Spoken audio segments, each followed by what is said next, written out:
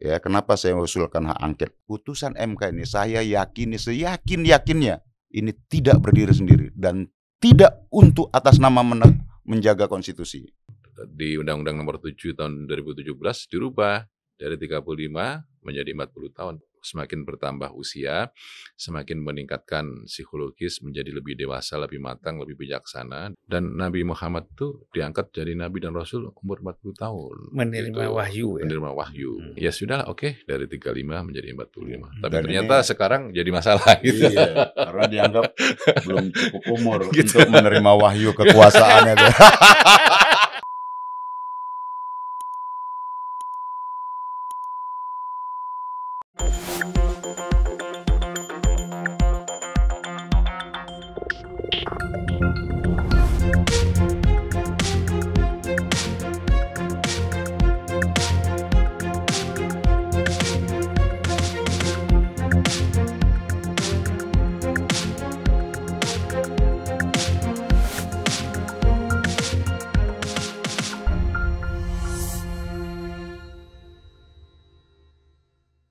Bismillahirrahmanirrahim. Assalamualaikum warahmatullahi wabarakatuh. Salam sejahtera buat kita semua. Selamat datang Bung Masinton, kader Siap, Bang. PDI Perjuangan. Yo, berjuang terus. Berjuang terus. Yang kemarin kita lihat luar biasa. Kalau dulu disebut singa podium ya kan? Sekarang tidak ada, karena tidak di podium, singa paripurna. Dengan semangatnya untuk mengusulkan hak angket terhadap keputusan MK ya. Tidak terhadap keputusan MK, terhadap pelaksanaan Undang-Undang Mahkamah Konstitusi dan Undang-Undang Kekuasaan Kehakiman. Ya. Terhadap Mahkamah Konstitusi. Ya gitu. Bukan Lucu terhadap ya. putusannya. Ada yang lucu juga ini. Itu kan harusnya domainnya itu yang harus maju ke depan itu kan Komisi 3 ya, berkaitan dengan itu ya. Tapi ini anggota Komisi 9. Tapi pernah di Komisi 3 juga dulu ya? Periode lalu di Komisi 3, Bang. Oh ya, masih ada lah semangat. Iya. Semangat itu masih ada. Bareng abang juga waktu itu. Periode sekarang di Komisi Hukum 11. Komisi 11 itu Komisi Keuangan ya. Gimana, enak yang ngitung duit di situ ya? Ya, bagian ngitungnya aja kita, Bang. Oh, serpihannya belum dapat. Ya, kemudian satu lagi narasumber kita, kawan kita, Viva Yoga Mauladi, Ya, sebagai Wakil Ketua Umum DPP PAN. Ya, Assalamualaikum. Waalaikumsalam. Seingat saya waktu bareng saya pernah juga berapa bulan itu dulu di Komisi 4. Komisi 4. Sekarang masih Komisi 4? Sekarang komisi 10%, Bang. Sudah nggak lagi. Oh, udah nggak lagi. Iya. Ya, tapi yang penting kan masih di partai. Ya, masih punya semangat untuk membenahi kehidupan bangsa dan negara. Kan gitu ya, Bung Masinton ya? Betul, Bang. Kalau dimanapun tempatnya, semangatnya harus sama. Iya. Harus semangat NKRI. Yo, Nah, kalau kita lihat situasi politik sekarang ini kan, ya bisa dibilang membingungkan ya. Sesuatu hal yang tidak diprediksi itu bisa terjadi. Bagaimana misalnya kita lihat seorang Pak Jokowi sebagai kader PDIP tiba-tiba bisa berseberangan dengan PDIP kan gitu. Nah, itu artinya bacaan yang ada sekarang, situasi yang ada sekarang. Nanti endingnya kita nggak tahu. Ternyata bukan. Ternyata tidak berseberangan. Kan bisa jadi begitu kan. Nah kemudian sama juga konsistensi DPP PAN misalnya ya. Kita lihat pokoknya mau ada angin, topan, hujan kami tetap Erick Thohir sebagai wakil cawapres, calon wakil presiden. Iya. Gitu kan. Iya. Nah tiba-tiba PAN menghadapi satu situasi juga bukan Erick yang menjadi cawapres. Ternyata Gibran. Nah, tapi agak di sini ini agak situasinya tidak serius seperti, bahkan tidak ada riuh sama sekali ya. Karena PAN mengikuti keputusan partai koalisinya ya. Itu yang membuat ini. Tapi kalau di sini kan memang rame nih. Karena persoalannya ini kader PDIP dua-duanya kan. Ganjar kader PDIP, kemudian Jokowi, ada Gibran di situ. Ya. Nah, ini yang membuat memang situasi di PDIP agak memanas. Nah, Bung Viva ya, yang kita lihat bahwa tadi semangat untuk mengusung Erik sebagai cawapres, kemudian justru yang terjadi itu cawapresnya Prabowo bukan Erik tapi Gibran. Walaupun notabene kalau kita lihat bahwa survei Erik itu tertinggi akhir-akhir sebelum diputuskan cawapres ini, tertinggi dibandingkan dengan yang lain. Ya, itu usaha yang menurut saya usaha Erik itu jungkir balik untuk mencapai angka tertinggi sebagai cawapres. Bertahun-tahun. Tapi situasi mengatakan ternyata bukan dia, kan itu. Nah, bagaimana dari sisi PAN ini melihat ini? Pertama, kita mendukung Mas Erik itu karena Mas Erik adalah seorang santri yang memiliki kapasitas intelektual, seorang yang profesional, teknokrat, punya visi. Makanya sebelum Rakernas PAN, kita mengusulkan Mas Erik sebagai salah satu calon wakil presiden yang diusung dari Partai Amanat Nasional. Dalam perjalanan waktu semakin mengkerucut bahwa perjuangan PAN itu mendukung Mas Erik Thohir untuk menjadi bakal calon wakil presiden karena pertimbangan dari nilai elektabilitas juga.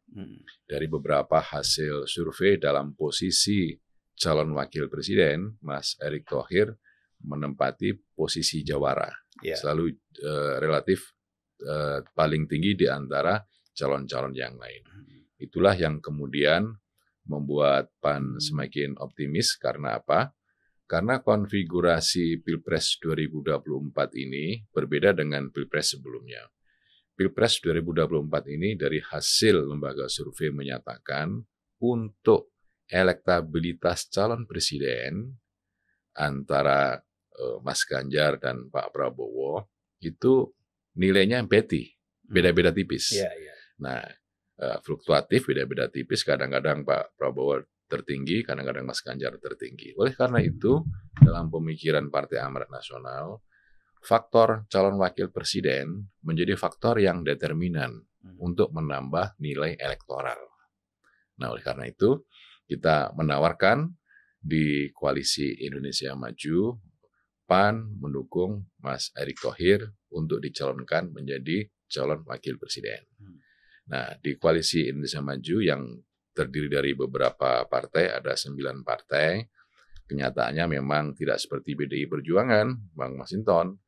PAN harus berkoalisi kerjasama dengan partai politik lain karena persoalan pemenuhan persyaratan pasal 222 Undang-Undang Nomor 7 Tahun 2017 tentang presidensial threshold 20% kursi DPR RI. Nah, ternyata dalam proses selanjutnya masing-masing dari anggota koalisi diberi hak politik untuk mengusulkan nama-nama terbaik di partainya masing-masing. Misalnya dari Golkar mengusulkan Pak Erlangga Hartarto, dari PBB mengusulkan Bang Yusril Iza Mahendra, dari Demokrat mengusulkan AHY, dan lain sebagainya. Kemudian dari hasil pembahasan diskusi internal, karena PAN tidak bisa mengusung sendirian, sebagai solusi terbaik muncul nama Mas Gibran, Rakabuming Raka. Jadi ternyata di hasil internal diskusi Koalisi Indonesia Maju diterima secara kolektif, kolegial di seluruh partai politik yang menetapkan bahwa untuk calon wakil presiden adalah Mas Gibran. Jadi ini adalah merupakan keputusan bersama yang menjadi kebutuhan objektif karena target kita ingin menang di Pilpres 2024. Partai Amanat Nasional telah 2 kali mendukung Pak Prabowo Pilpres 2024 ketika berpasangan dengan Ketua Umum PAN, Bang Hatta Rajasa, kemudian Pilpres 2019 ketika berpasangan dengan Mas Sandi Uno. Nah, sekarang ini yang ketiga kalinya PAN ingin menang bersama dengan teman-teman koalisi termasuk dengan Gerindra. Oleh karena itu, kita kemarin diskusi ternyata banyak variabel. Salah satunya bukan hanya soal elektabilitas yang menjadi bahan pertimbangan, tetapi juga ada variabel yang lain. Variabel yang lain itu kita memasukkan Jokowi efek. Jadi Jokowi efek itu menjadi nilai elektoral karena dari hasil lembaga survei menyatakan masih relatif tinggi tingkat kepuasan publik terhadap kinerja pemerintah. Iya. Dan itu Pak Jokowi itu kader PDIP gitu. Itu temannya Mas Hinton ya kan. Memasukkan faktor Jokowi efek ke dalam penambahan nilai elektoral dan beberapa variabel yang lain sehingga diputuskan untuk pasangan Pak Prabowo itu adalah Mas Gibran Rakabuming Raka. Prosesnya seperti itu, Bang. Ya. Nah, tentu semangat kawan-kawan termasuk kader-kader PAN itu kan luar biasa ketika PAN itu mengusung Erik sebagai cawapres. Tiba-tiba mereka juga melihat kok jauh sekali kan itu. Berbeda dari harapan yang selama ini mereka harapkan. Nah, lalu bagaimana situasi di internal PAN sekarang? Ini kan bicara DPP itu bisa selesai kan? Artinya bisa cepat dimengerti kalau elit partai. Tapi kan masa di bawah gimana? Masa di bawah itu sesuai dengan mekanisme partai bahwa persoalan pemilu presiden diserahkan kepada DPP PAN, khususnya kepada Ketua Umum Bang Zulkifli Hasan untuk menentukan langkah-langkah strategis dalam penentuan capres-cawapres yang bermanfaat buat partai dan bermanfaat buat masyarakat, bangsa, dan negara. Yang kedua, daerah fokus di pemilu legislatif. Karena ini adalah pemilu berbarengan, pemilu serentak, pemilu legislatif, dan pemilu presiden. Maka fokus utama adalah bagaimana tetap merawat, menjaga, menambah kursi di dapil masing-masing. Sembari kita nanti akan mensosialisasikan dan mempromosikan serta memperjuangkan pasangan calon yang sudah kita dukung. Jadi di internal kita ini sesuai dengan arahan dari DPP karena PAN ingin menjadikan proses manajemen yang modern, segala keputusannya juga serba transparan, mekanismenya juga dilalui berdasarkan kepada prinsip-prinsip demokrasi di internal partai. Ketua umum pun juga bisa dikritik di PAN gitu, bisa disenggol gitu, bisa diajak bercanda gitu. Jadi kita enjoy gitu. Jadi ini adalah menjadi keputusan bersama, keputusan internal Partai Amanat Nasional, dan itu akan kita kerahkan sampai di tingkat akar bawah semuanya tunduk patuh kepada kebijakan DPP Partai Amanat Nasional. Jadi intinya solid ya. Solid. Ya, yang paling penting itu. Ya. Nah, ini kan tidak enak dibicarakan tapi harus ada klarifikasi. Ya kan? Di luar ini kan beberapa pihak itu mengatakan ya walaupun Erik tidak menjadi cawapres, katanya PAN ini sudah mendapat sesuatu lah. Apa itu sesuatu, Bang? Ya sesuatu itu yang dianggap menguntungkan PAN lah gitu. Ini misalnya biasa kan, orang kan melihat sekarang langkah-langkah politik, sikap-sikap politik atau keputusan-keputusan politik, orang selalu melihatnya dari luar ya, dari luar itu melihatnya ada transaksi. Jadi memang artinya tidak ada transaksi ya apa-apa dengan Erik kecuali memang ya pokoknya kita dukung aja jadi cawapres. Tidak ada soal itu, enggak. Ada. Karena bagi Mas Erick Thohir itu Partai Amanat Nasional sudah bukan orang luar, orang yang berada di barisan luar, dan bagi PAN, Mas Erick itu sudah menjadi keluarga. PAN independen loh, PAN Iya, gitu. iya, iya. PAN mencoba untuk menjadi partai yang swadaya, swakelola, karena setiap bulan, setiap anggota DPR RI sampai kabupaten, kota, provinsi itu selalu memberikan kontribusi wajib Iya, kepada partai yang dikelola oleh Badan Saksi Nasional. Sekian puluh persen dari take home pay-nya itu dipotong. Jadi PAN dari sisi finansial siap menghadapi pemilu karena iya. kita sudah punya tabungan saksi. Gitu. Tinggal didistribusikan saja. Gitu. Iya. Jadi memang semata-mata mendukung Erik ini karena memang satu elektabilitas, kedua adalah memang dia ini punya visi, punya ya. integritas gitu. Dan itu cocok dengan visinya PAN dengan platformnya PAN.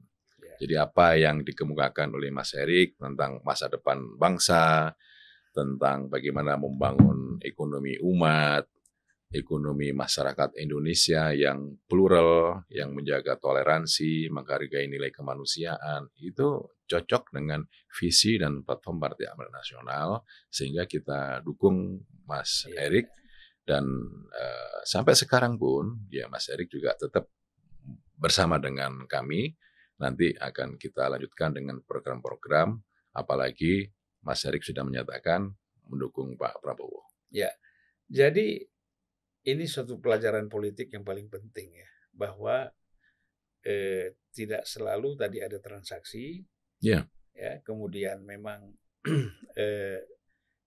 hubungan tetap biasa saja, bahkan akan ditingkatkan. Ini kan penting ya buat pendidikan politik, karena ada juga tidak semua partai bisa bersikap seperti PAN. Ada juga yang memang apakah saya menerima sesuatu jabatan atau saya menolak tidak menerima sesuatu jabatan, tapi asal ada itunya lah. Ya. Gitu. Ternyata PAN tidak seperti itu. Tidak. Jadi kita tetap Ya.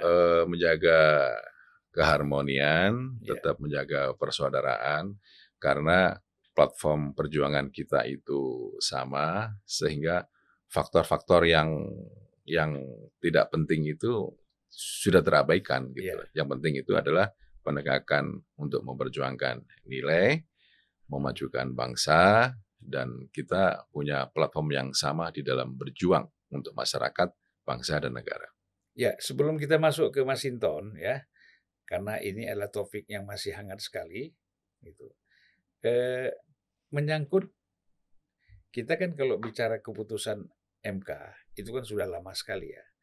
Tetapi tidak ada salahnya saya mempertanyakan kembali sikap PAN misalnya, ya kan? Satu itu. Kedua, dengan situasi yang ada sekarang, adanya MK, Majelis Kehormatan MK misalnya, mungkin akan memutuskan yang beramai sekarang di media sosial itu arahnya seolah-olah MK ini akan menjatuhkan sanksi kepada hakim Mahkamah Konstitusi. Kalau itu terjadi, kan berarti orang akan mempersoalkan lagi bagaimana kok hakimnya bermasalah, keputusannya bermasalah nggak? Kan gitu. Nah ini dari sisi Viva gimana lihat? Ya, Partai Amanat Nasional setuju dengan keputusan Mahkamah Konstitusi, karena keputusan MK itu kan berlandaskan kepada Undang-Undang MK yang bersifat final dan mengikat. Final dalam pengertian punya kekuatan hukum tetap dan tidak ada upaya hukum lain yang dapat merevisi atau mengubah keputusan Mahkamah Konstitusi. Dan mengikat bukan hanya berlaku kepada para pihak, tetapi juga berlaku kepada seluruh masyarakat Indonesia. Nah, kemudian timbul persoalan etika. Itu kan ada di MK-MK, Mahkamah Kehormatan. Ya kita tunggu keputusan dari Mahkamah Kehormatan MK. Apapun juga keputusan dari MK-MK, kita akan taat dan patuhi. Karena memang untuk menafsirkan undang-undang itu harus berdasarkan kepada pendekatan legal, formalistik, apapun yang diputuskan, dan sebagai masyarakat Indonesia kita harus tunduk patuh gitu. Makanya penafsiran terhadap apapun nanti yang akan diputuskan oleh Mahkamah Kehormatan MK tentu akan berdampak politik yang itu tidak akan selesai. Gitu. Itu sudah menjadi rumusan dan konsekuensi logis dari setiap keputusan politik, karena undang-undang itu adalah produk politik yang dihasilkan oleh lembaga politik. Siapapun harus tunduk patuh kepada keputusan, termasuk juga para pembuat keputusan itu. Jadi sekarang sudah dalam proses pendaftaran sudah selesai, kemudian nanti akan ada proses nomor urut, tanggal 28 kampanye, dan selanjutnya nanti tanggal 14 Februari kita akan masuk di bilik-bilik TPS untuk memilih siapa yang terbaik yang dipilih oleh rakyat. Kita menggunakan proses seleksi, proses pemilihan, tidak berdasarkan kepada penunjukan. Jadi memang kalau terminologi politik dinasti itu, kalau menurut saya ini kurang tepat dalam sistem demokrasi. Jadi kalau politik dinasti itu mengembangkan sistem reproduksi kekuasaan dengan warisan, keluarga, darah, melalui proses penunjukan. Tetapi kalau sistem demokrasi itu kan berdasarkan kepada proses pemilihan, selection, dan itu sangat berbeda. Seorang anak raja belum tentu terpilih apabila dia tidak dekat dengan rakyat. Jadi tidak ada warisan yang harus memilih dia karena proses penunjukan, tapi ini proses pemilihan oleh rakyat, bila rakyat yang menentukan siapa yang akan terpilih nantinya untuk menjadi presiden terpilih, wakil presiden terpilih. Saya ke Bung Masinton ini. Iya, Bang. Iya kan. Nampaknya dia sudah lama sekali mendengar FIFA bicara kan. Asik. Memang kita harus menyimak. Memang anggota DPR itu harus banyak menyimak juga. Betul, Ya. betul. Biasanya kan disimak orang ya. Yeah. Ini menyimak ya. Menyimak. Nah, jadi Bung Masinton, sebenarnya kalau kita lihat dari penjelasan tadi ya, bahwa dan sudah banyak juga kalau soal dinasti itu sudah clear saya kira ya. Tidak ada politik dinasti di dalam sistem demokrasi kita. Itu hanya ada dinasti itu kan di dalam sistem monarki kan, kerajaan. Kita kan bukan kerajaan. Nah, kemudian MK memutuskan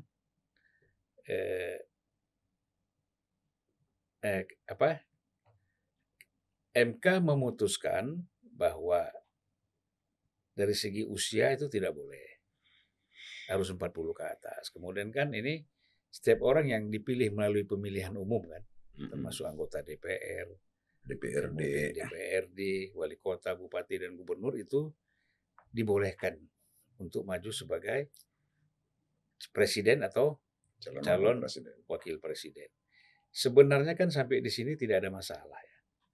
Yang menjadi masalah kan ketika ini dipersepsikan, bahkan dituduh langsung ini diputuskan untuk kepentingan putra Pak Jokowi, yaitu Gibran Raka Buming Raka untuk memulus jalannya untuk menjadi cawapres kan itu.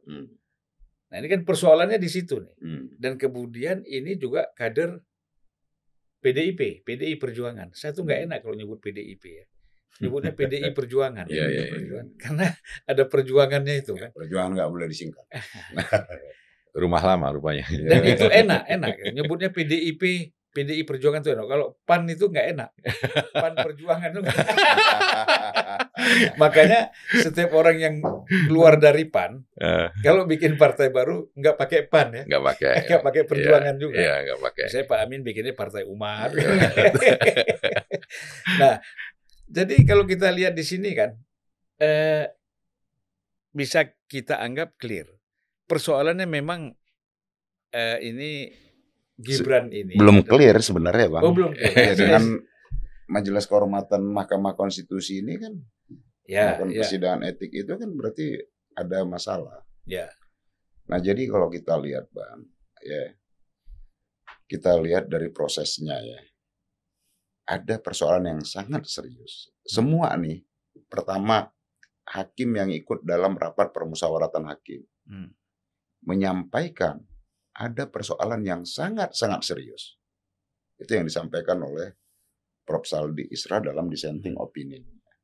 Kemudian Yang Mulia Pak Harip Hidayat juga menyampaikan bahwa ada persoalan yang sangat serius di BMK. Oke. Kemudian ahli hukum tata negara juga menyampaikan ada cacat hukum yang serius. Bahkan Prof. Yusril, ya, meskipun beliau pendukung Pak Prabowo dalam koalisi Pak Prabowo, beliau secara objektif menyampaikan ada potensi dugaan penyelundupan hukum. Oke, kemudian kemarin Gini, Pak Yusril, Prof. Jimli, sebentar ya Bang, izin. Prof. Jimli menyampaikan ada problem yang sangat serius. Artinya apa? Saya mau katakan bahwa ada yang problem yang sangat serius dalam Mahkamah Konstitusi kita saat ini. Nah itu Bang. Nah, hakim yang bersidang menyampaikan seperti itu, ahli hukum tata negara menyampaikan ada hal yang serius, bahkan Prof. Jimli, ya, Ketua Majelis Kehormatan Mahkamah Konstitusi menyampaikan ada problem yang sangat serius. Nah, 3 ini menurut saya sudah lebih dari cukup untuk dijadikan kalau dalam pidana itu 2 alat bukti tadi. Bahwa ini sudah menegaskan ada yang sangat-sangat serius. Maka bagi kita ini Bang, saya terlepas selalu saya sampaikan ketika kita bicara konstitusi, kita lepas dulu dari persoalan politiknya. Saya sampaikan di paripurna kemarin, ini bukan sekedar kepentingan partai politik, bukan juga sekedar dukung-mendukung capres-cawapres, tapi ini ada hal yang sangat mendasar, melampaui dari kepentingan tadi, tentang konstitusi dan kedaulatan rakyat itu. Dan termasuk perjalanan reformasi kita. Nah artinya apa? Kalau ini tidak kita sikapi, hal-hal yang sangat serius dan fundament ini, ya runtuhlah kita. Bernegara itu kan berkonstitusi Bang. Kita bicara di sini juga atas jaminan dan perlindungan konstitusi. Bahwa hak warga negara itu dijamin dan dilindungi konstitusi untuk menyampaikan kebebasan pendapatnya. Bisa dibayangkan Bang, bahwa konstitusi mengikat kita semua. Tapi kalau konstitusinya kemudian disimpangkan menjadi urusan-urusan politik, pragmatisme, kekuasaan, itulah yang menjadi persoalan sangat seriusnya. Karena konstitusi ini kan bukan sekedar hukum dasar Bang. Tapi dia ya punya falsafah di sana, punya roh dia, punya jiwa dia. Nah ketika ini diutak-atik kan rusak semua tatanan. Itu yang menurut saya perlu, kenapa saya harus menyampaikan usul hak angket terhadap Mahkamah Konstitusi itu. Karena itu tadi Bang, kita nggak maulah bangsa ini diwariskan dengan ketidakpastian dan kemudian kita menjalankan satu sistem kenegaraan dengan konstitusi yang koyak-koyak ini, terkoyak-koyak ini itu Bang. Ya, tapi kan begini, tadi seperti penjelasan FIFA itu mengatakan bahwa keputusan MK itu kan bersifat final dan itu kan dan mengikat itu kan memang sudah secara hukum itu sudah tidak bisa dibantah ya. Nah, persoalan kan begini. Ada MK, kemudian MK mengatakan bahwa sanksi kepada hakim konstitusi ini, apalah kita belum tahu nanti sanksinya apa. Itu kan akan terjadi. Katakanlah terjadi sanksi misalnya. Lalu keputusannya tetap berlaku. Nah ini apakah pihak legislatif misalnya, tidak semua barangkali ya, ada pasti yang tidak setuju, ada tidak bisa menerima kan dengan keputusan itu. Artinya kan ini ada satu problem, bagaimana keputusannya diterima tapi orangnya bersalah. Ini kan ada problem di sini. Nah, ini kira-kira apa ya, gerakan atau gelombang politiknya nanti seperti apa kalau ini terjadi? Nah, maka gini Bang, menurut saya juga ini juga nanti kita harus koreksi kembali itu final dan mengikat itu. Undang-Undang Dasar kita menyatakan putusan Mahkamah Konstitusi bersifat final. Kata mengikat itu hanya ada di Undang-Undang Mahkamah Konstitusi itu. Jadi Undang-Undang Dasar kita menyatakan bersifat final. Nah, kalau tadi dengan model begini, dengan ditambah dengan kata mengikat tadi, ya, dan jelas kok di Undang-Undang Dasar itu diatur itu syarat tentang hakim Mahkamah Konstitusi itu negarawan, mengerti tentang ketatanegaraan apa segala macam. Artinya apa Bang? Memang Mahkamah Konstitusi kan didesain dia diisi oleh negarawan. Maka 3 unsur cabang kekuasaan itu mengisi hakim Mahkamah Konstitusi tadi kan. 3 dari pemerintah, unsur eksekutif, 3 dari unsur legislatif, 3 dari unsur yudikatif, Mahkamah Agung. Maka di situ karena ini bukan peradilan seperti peradilan umum biasa, maka dia diisi oleh orang-orang yang sebenarnya negarawan dan sudah paripurna Bang. Dengan persoalan dirinya dan kepentingan keluarga maupun golongannya. Karena dia adalah sebagai benteng yang menjaga marwah konstitusi kita. Iya kan? Nah, ini sekarang kalau kita lihat nih, saya kenapa kita melihat begini Bang. Saya bulan Juni lalu menyampaikan 2022 lalu. Ya kan? Bagaimana skenario pelanggengan, politik pelanggengan kekuasaan itu diupayakan 3 periode. Dimunculin. Oke. Kemudian setengah periode. Perpanjangan masa penundaan pemilu. Penundaan pemilu. Iya kan? Nah, keputusan MK tadi mengkonfirmasi apa yang saya sampaikan, dimunculkan calon boneka, saya bilang 3 skenario itu. Yang calon boneka Prabowo atau Wapres nih? Ya, saya nggak tahu siapa calon bonekanya itu. Tapi sekarang putusan MK itu mengkonfirmasi itu. Kalau boneka biasa lebih kecil ya? Ya, lebih kecil dan mudah diatur tadi. Nah, artinya apa Bang? Ya, kenapa saya usulkan hak angket tadi itu? Putusan MK ini saya yakini seyakin-yakinnya, hakul yakin saya, ini tidak berdiri sendiri dan tidak untuk atas nama menjaga konstitusi. Bullshit itu. Nah jadi, karena ini putusan yang dia tidak berdiri sendiri, maka penting DPR menjaga konstitusi ini. Kan aneh ya, kalau ini kemudian ya diputus bukan atas dasar pertimbangan konstitusi tadi. Nah, semua day to day ini kita mengikuti nih drama-drama keganjilan di MK. Temuan-temuan dalam majelis kehormatan MK ini.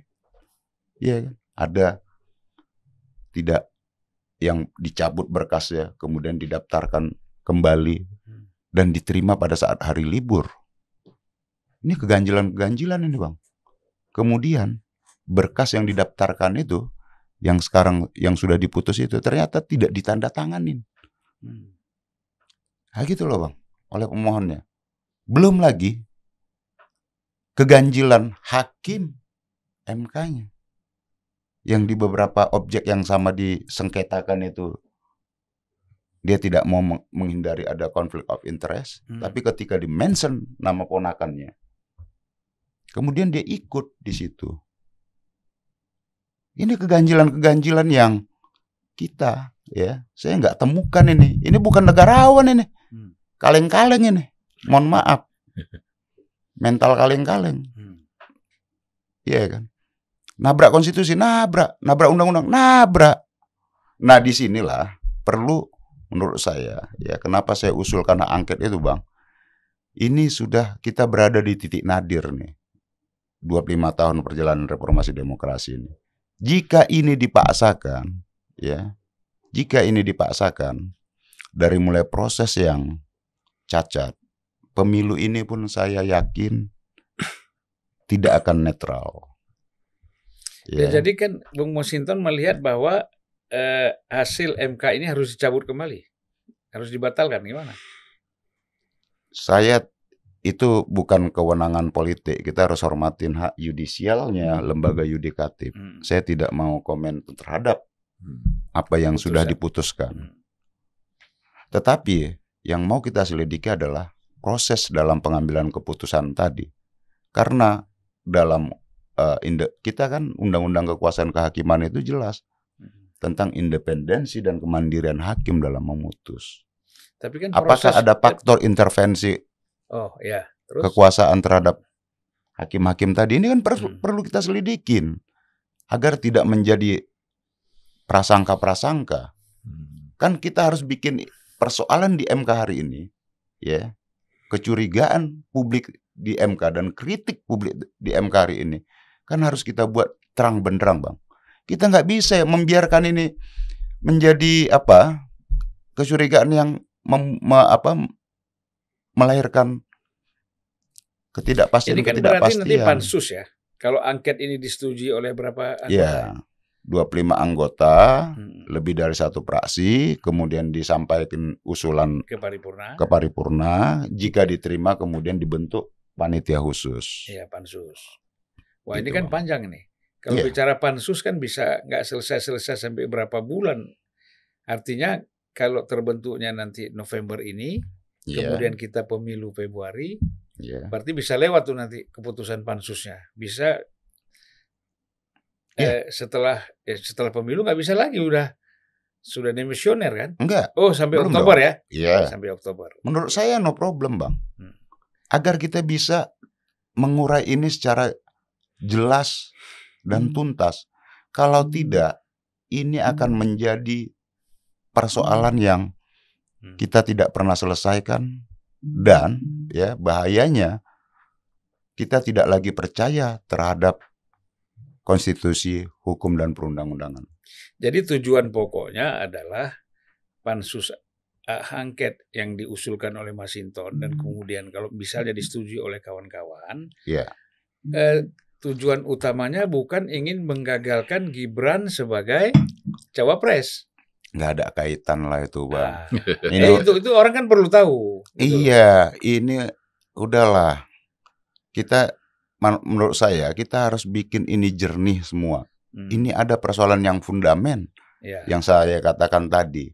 Ini kita bicara konstitusi, urusan yang sangat mendasar, melampaui dari persoalan kepentingan politik pendek tadi. Konstitusi ini kan kontrak sosial dan kontrak politik kita bersama dalam mengelola negara dan bangsa ini.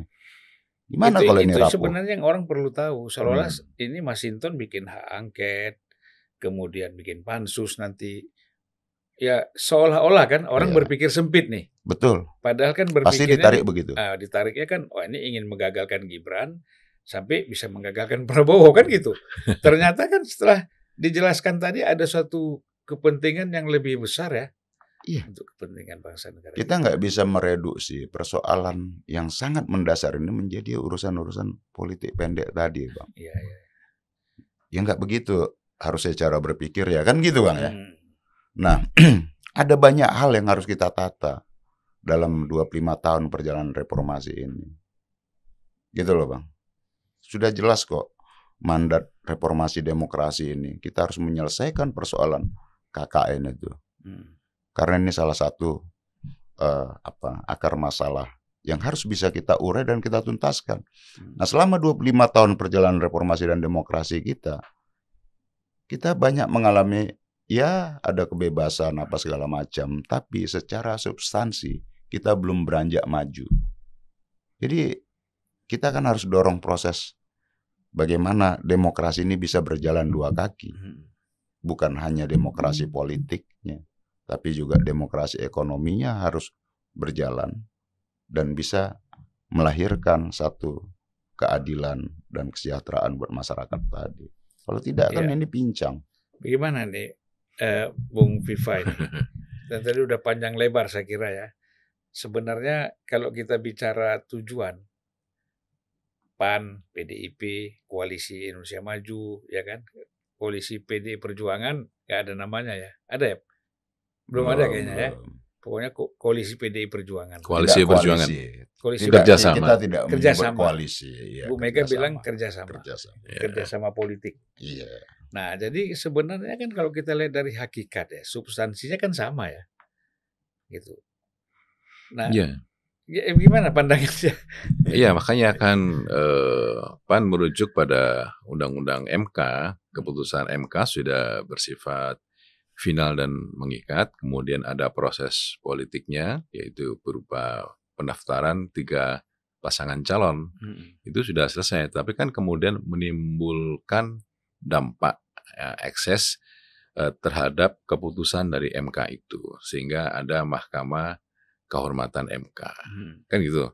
Nah, sekarang sudah ini, bekerja. Saya tanya dulu, MK ini diputuskan oleh presiden ya?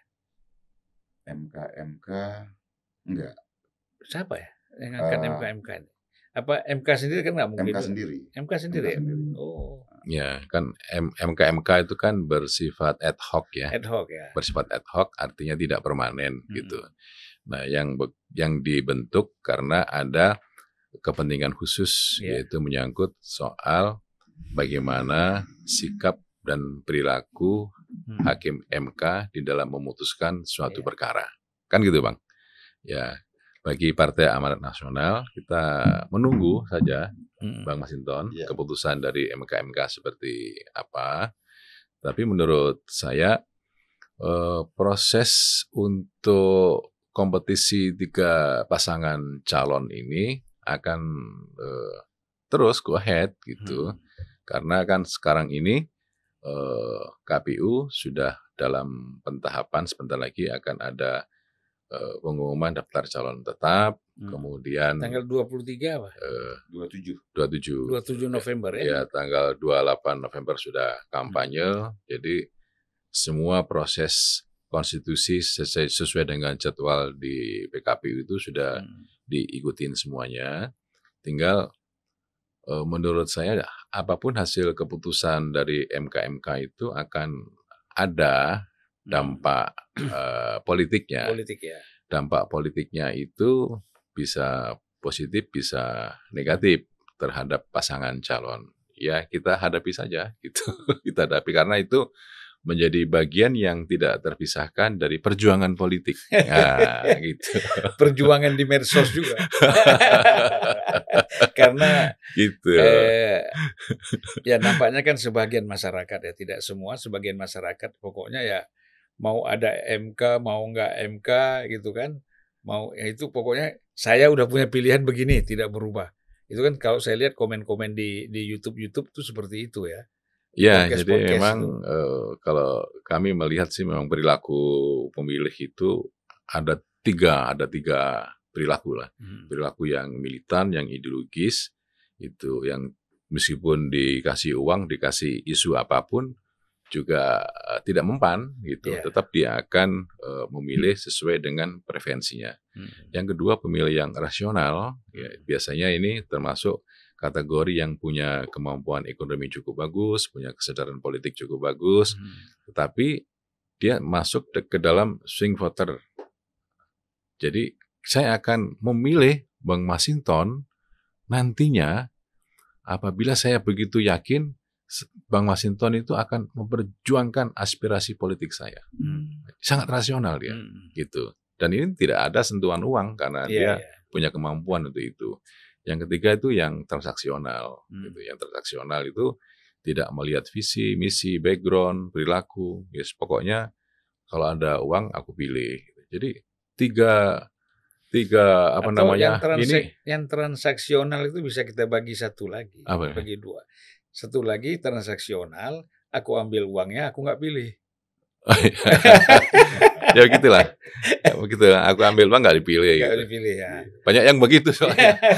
Nah, 3 komunitas ini ada dalam satu kolam gitu.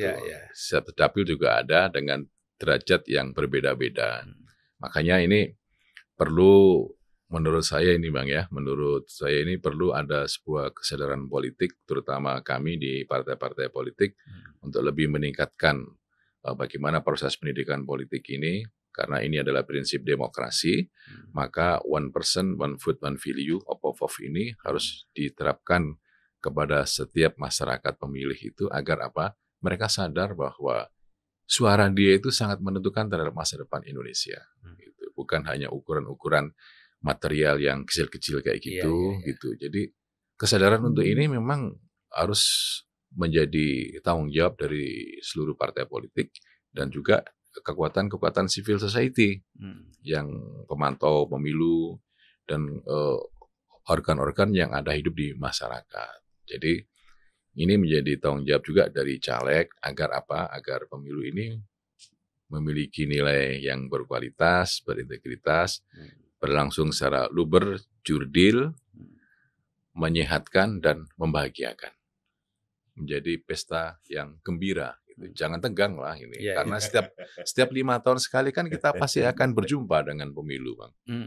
Kalau berjumpa dengan pemilu, maka konfigurasi kan juga berbeda-beda ini, gitu kan. Jadi ya kita tiap 5 tahun berjumpa dengan pemilu, tidak boleh zero sum game. Kita berkompetisi dalam ruang demokrasi. Kompetisi itu adalah meyakinkan kepada rakyat siapa nanti yang akan terpilih untuk menjadi capres dan cawapres. Gitu. Ya, tapi kan kalau kita lihat ya, semangat berangkat dari prinsip-prinsip ideologis itu kan semakin berkurang ya. Kan begitu.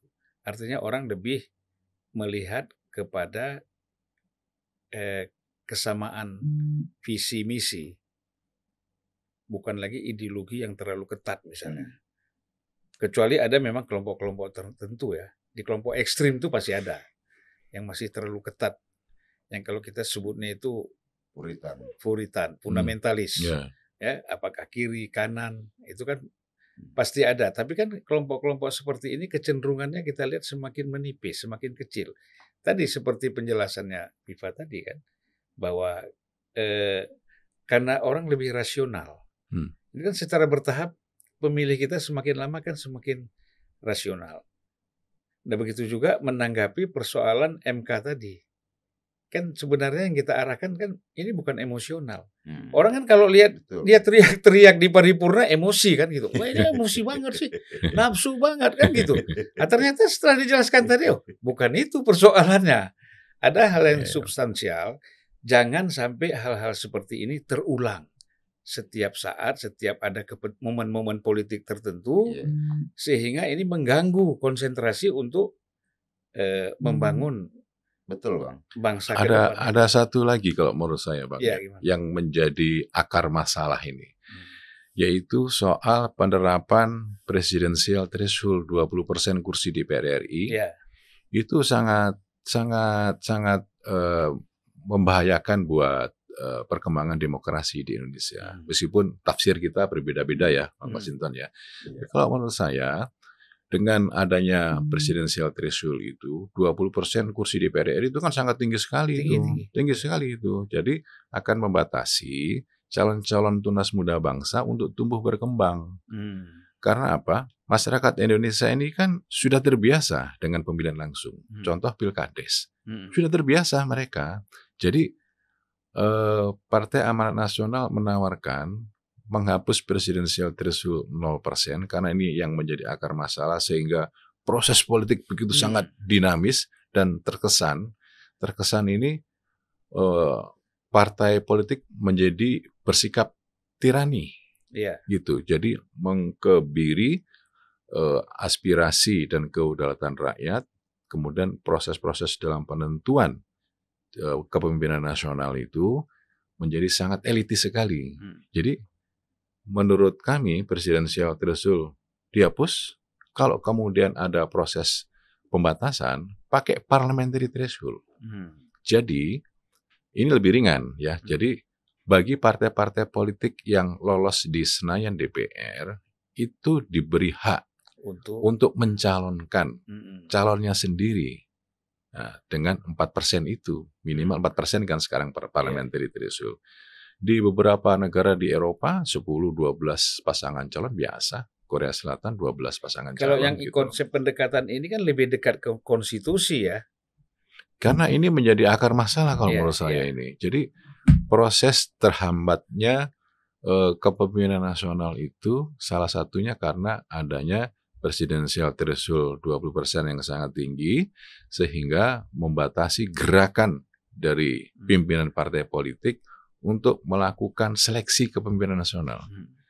Jadi idealnya itu dihapus, kemudian udah kalau mau pakai threshold 4%. Parliamentary threshold 4%. Jadi siapapun partai politik yang lolos di Senayan, dia punya hak politik untuk menentukan calonnya sendiri. Itu nanti jadi lebih longgar, lebih bergembira gitu, dan lebih menyehatkan bagi proses demokrasi. 9 partai kan bisa 9 calon ya. Tidak ada masalah. Ya. Oke, jadi perlu memang dicari formulasi dalam sistem presidensial ini.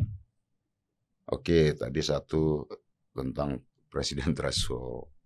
Nah, kalau saya berpandangan, oke, thresholdnya tetap diatur. Terserah whatever berapa. Atau mau dibikin longgar. Tetapi ini kita harus ada kepastian dalam sistem sistem presidensial ini, Pak. Satu, umpama dia sudah berada dalam partai-partai pendukung pemerintah. Oke. Terus kemudian ada partai-partai di luar pemerintah. Iya kan? Biar ini nggak menjadi drama terus. Nah, partai-partai di dalam pemerintah, iya kan? Ya sudah, dia ajukan kandidatnya siapa. Jauh sebelum pre-election, sebelum pemilihan. Kemudian, ya, nanti di antara partai pemerintah tadi, ketika pemilihan legislatifnya dulu, ya, partai A mengusung calonnya akan si A, partai B calonnya si B di dalam partai pemerintah tadi, Bang ya. Begitupun di luar pemerintah, partai C. Ketika pemilu legislatif, ya, kan masyarakat udah tahu nih preferensinya. Oh, kalau partai A saya pilih calonnya si A nanti.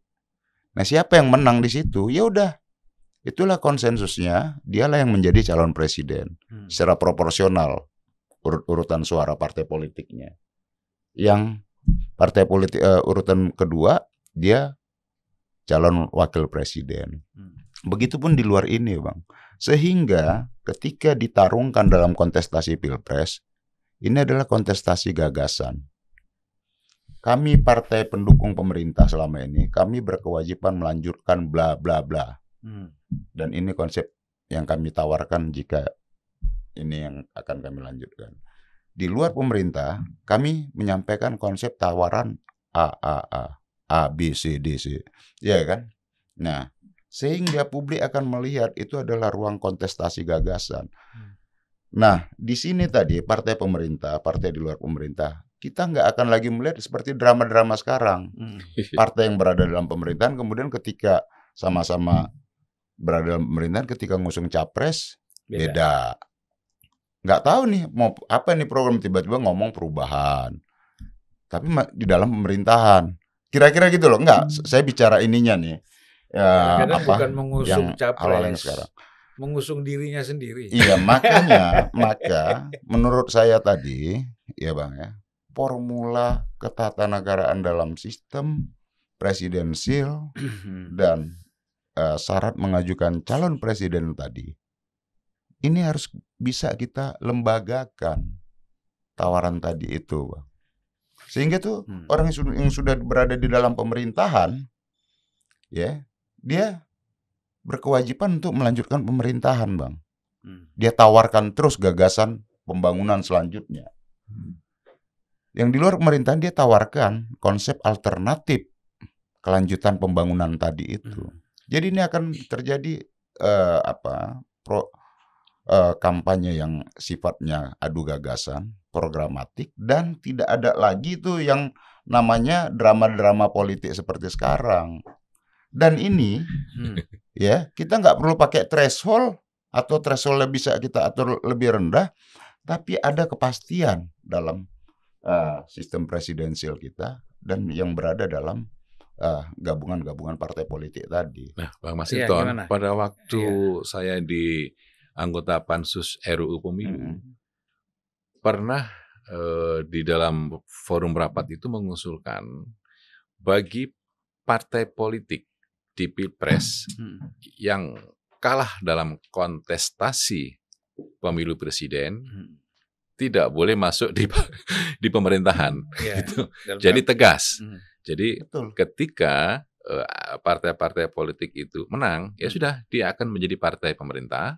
Tetapi bagi partai-partai politik yang mengusung kandidatnya yang kalah tidak boleh Itu masuk lebih fair di ya, fair. partai pemerintah.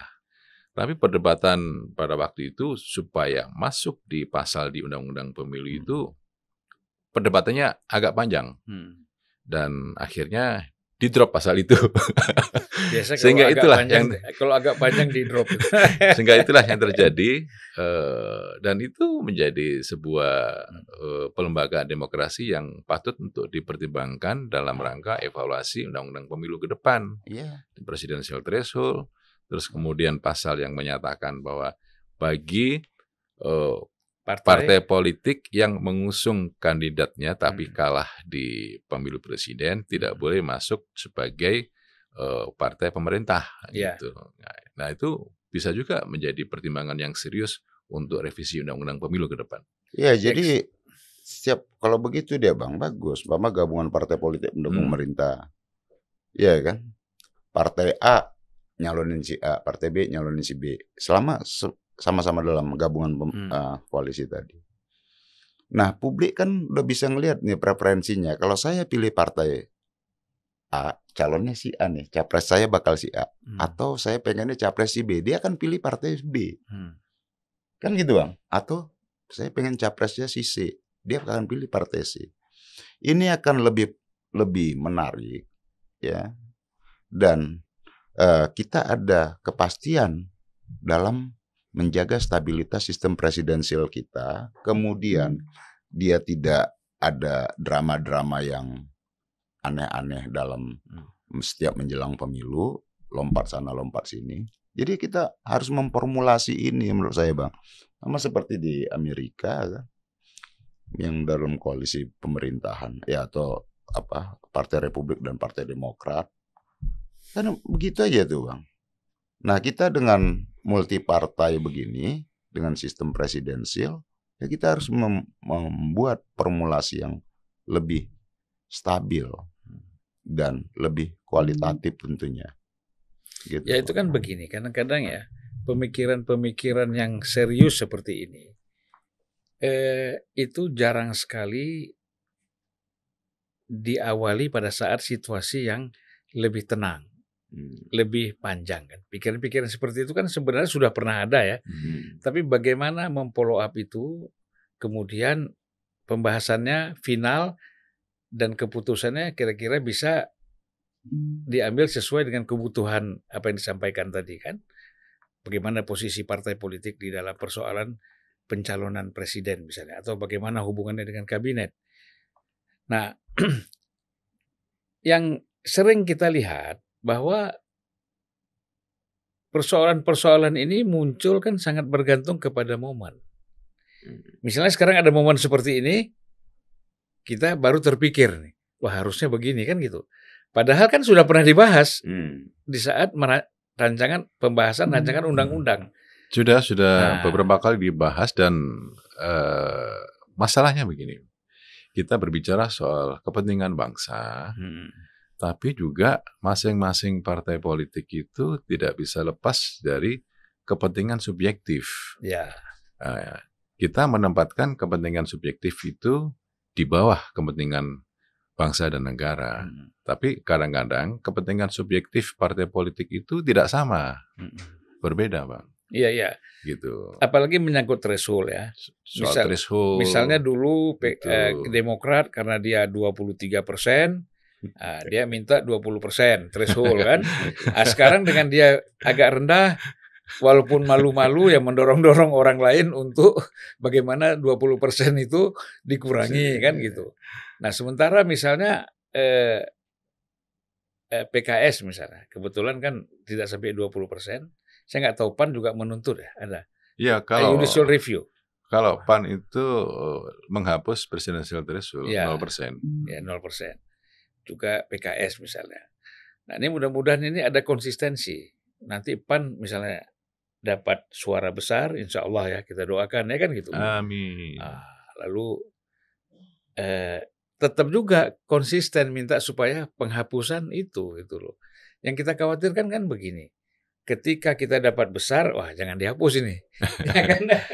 Ini penting kan gitu. Enggak lah, kita ini tetap Gitu konsisten berjuang karena nilai. Ya kita yakin lah. Ya. Apalagi kalau Viva Yoga yang jadi ketua umum nanti kan. Enggak, kita tetap dukung Bang Zulkifli Hasan. Ya.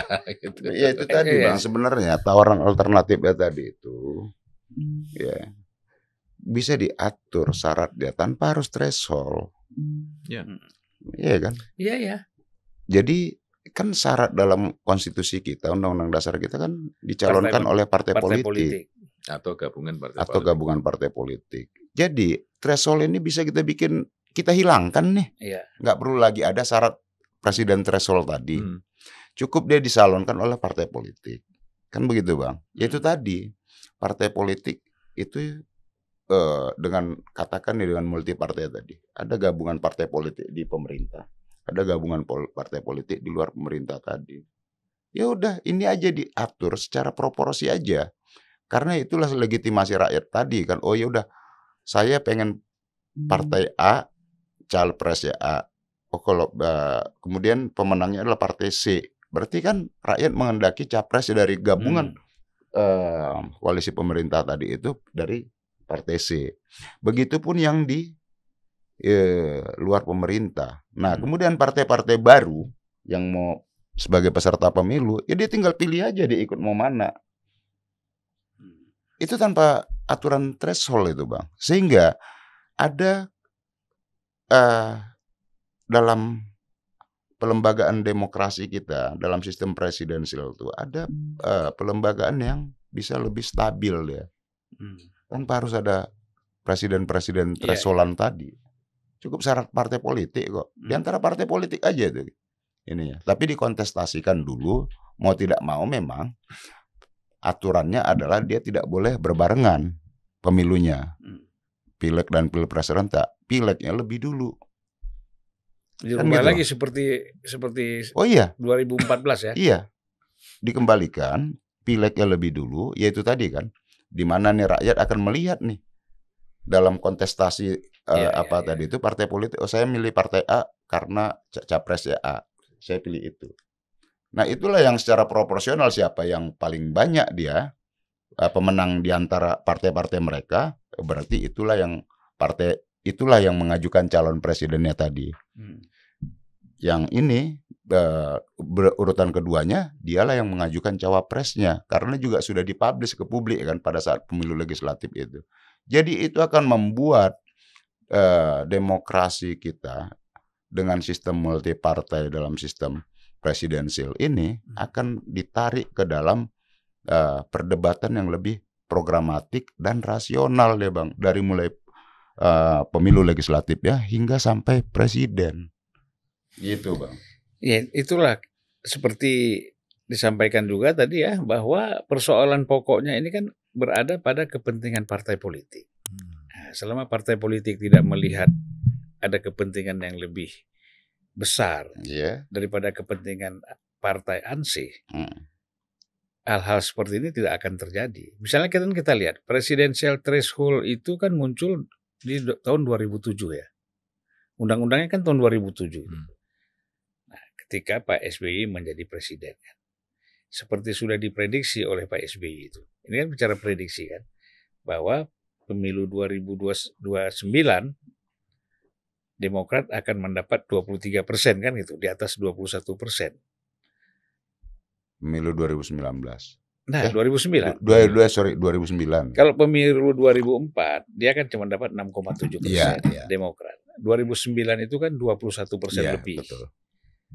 Ya kan? Iya, Jadi Pak. Pak SBY sudah bisa prediksi bahwa Demokrat 2009 akan mendapat di atas 20%. Sehingga bisa mencalonkan sendiri tanpa gabung dengan partai-partai lain, kan gitu. Nah, Iya. ini kan artinya yang kita lihat, ya orang boleh curiga dong. Kecurigaan itu kan mesti muncul, kok bisa gitu lah kan. Harusnya kan dengan partai 6,7% suara, itu kan secara rasional berpikir, oh jangan dong threshold, kita nggak lewat nanti. Tapi waktu itu Demokrat sangat yakin dia melewati 20% itu, sehingga keras sekali ada kritik dari Rizal Ramli misalnya pada masa itu. Ya kan, macam-macam lah pendapat-pendapat rekayasa dan segala macam. Nah, jadi kalau hal-hal seperti ini masih ada di dalam tubuh partai politik, ya sulit kita. Padahal kan dijelaskan tadi, sudah pernah dibahas di dalam rancangan undang-undang kan, pansus ya. Pansus RUU Pemilu. Tapi nggak bisa goal juga. Gitu. Saya 2 kali ikut pansus RUU Pemilu. Pembahasan yang sangat krusial itu satu, soal sistem pemilu, terbuka apa tertutup. Kemudian alokasi kursi per dapil. Kemudian parliamentary threshold, presidensial threshold, terus mekanisme penghitungan suara menjadi kursi. Kalau soal usia tidak ada perdebatan waktu itu. Sebelumnya kan undang-undang pemilu 35 tahun. Ya. Kemudian di Undang-Undang Nomor 7 tahun 2017 dirubah dari 35 menjadi 40 tahun. Dan tidak ada perdebatan yang krusial pada waktu itu. Ada beberapa suasana kebatinan, ya sudahlah, karena kalau semakin bertambah usia, semakin meningkatkan psikologis, menjadi lebih dewasa, lebih matang, lebih bijaksana, dan Nabi Muhammad itu diangkat jadi Nabi dan Rasul umur 40 tahun. Menerima gitu. Wahyu ya? Menerima wahyu, gitu, umur 40 tahun. Jadi dasar pemikirannya kayak gitu, akhirnya ya sudah, oke, dari 35 menjadi 45. Tapi Dan ternyata sekarang jadi masalah gitu. Iya, karena dianggap belum cukup umur gitu untuk menerima wahyu kekuasaannya. Aduh. Jadi judulnya itu kita buat ya. Ya, di bawah umur 40 tahun belum cukup umur untuk menerima wahyu jabatan. Jadi artinya itulah di Undang-Undang Pemilu dan RI 2. Dan kepentingan subjektif orang Medan masuk barang itu. Dan kepentingan subjektif partai politik karena perbedaan ideologi politik masing-masing partai selamanya juga akan tidak menjadi satu kecuali kepentingan bersama. Gitu. Dan selamanya juga begitu. Kita yang di pansus kayak Bang Masinton kan tahu kepentingan nation state yang utama, ya kan gitu. Tapi kalau bicara soal undang-undang pemilu itu menyangkut hidup matinya partai. Nah, ini agak subjektif sedikit gitu loh, gitu. Nah, karena ada unsur subjektivitas gitu, jadi dijadikan pansus bukan panja kan gitu. Gitu. Jadi lebih luas ya. Lebih luas gitu. Baiklah, saya kira Bung Viva dan Bung Masinton ya, kita sudah 1 jam lebih ini ngobrol Bang. Tidak terasa. Terima kasih. Tentu karena ada masing-masing ada kesibukan ya. Tapi insya Allah kita akan ngundang lagi nanti bersama kawan-kawan yang lain ya, supaya lebih ramai lagi kita bahas tentang bangsa dan negara ini. Kalau diundang senior kita siap. Iya, kalau ada senior yang undang. Iya kan. Kalau nggak datang bisa kualat. Nah. Sukses terus, Pak. Ya. Terima kasih. Sampai jumpa ya. Sampai jumpa. Ya, yuk.